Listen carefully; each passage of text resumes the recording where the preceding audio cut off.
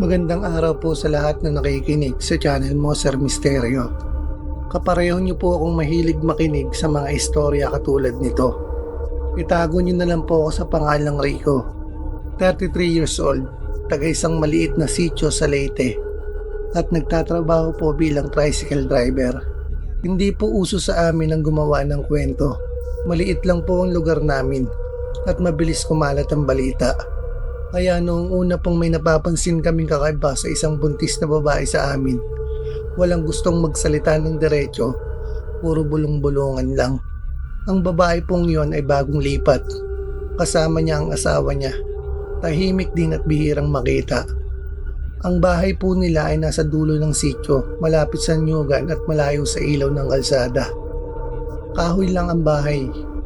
May siwang ang sahig at walang bakod ang bakuran. Nang una ko po siyang makita, halata na pong buntis siya. Hindi po siya mukhang mahina, sa totoo lang.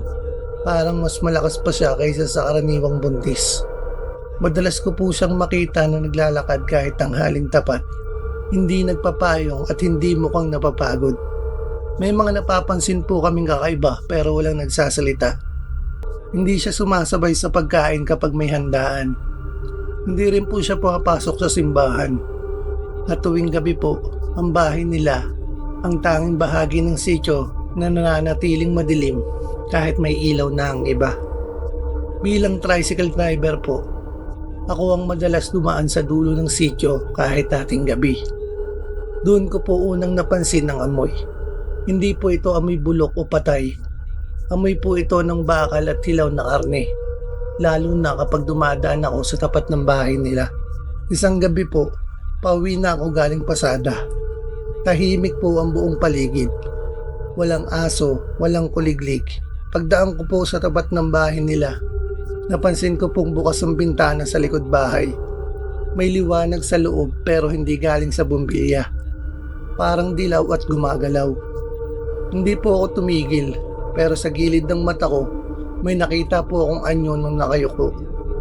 Hindi po malinaw ang muka pero malinaw ang tiyan. Malaki. Sobrang laki, parang sa buwan ng pagbubuntis na sinasabi ng iba. Kinabukasan po, may balita sa sitio namin na may napatay na kambing sa Maniogan. Walang sugat, walang dugo sa paligid, pero tuyong-tuyo daw ang loob ng laman. Tahimik lang po ang balita, parang ayaw palakihin ng mga tao. Habang lumilipas sa mga araw, mas lalong lumalaki ang tiyan ng buntis. Mabilis, halos linggo-linggo may pagbabago. Pero ang kakaiba po, payat pa rin ng ibang bahagi ng katawan niya. Braso, muka, at leeg, parang hindi buntis. Isang madaling araw po, may narinig akong malakas na galabog mula sa direksyon ng bahay nila. Sunod-sunod, parang may nahulog mula sa mataas na lugar.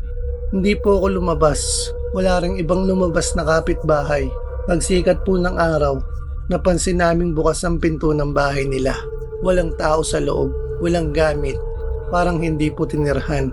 Sa ilalim po ng bahay, may bakas ng kuko, may bakas ng dugo sa lupa.